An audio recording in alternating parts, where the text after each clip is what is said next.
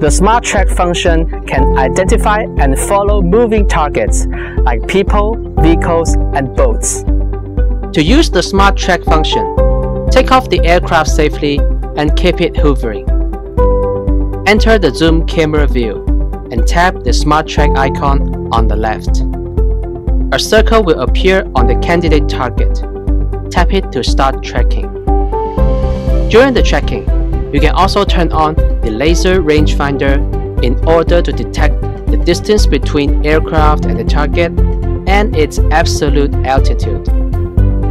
In the meantime, the real-time location of the target will be synchronized with other team members via Flight Hub 2.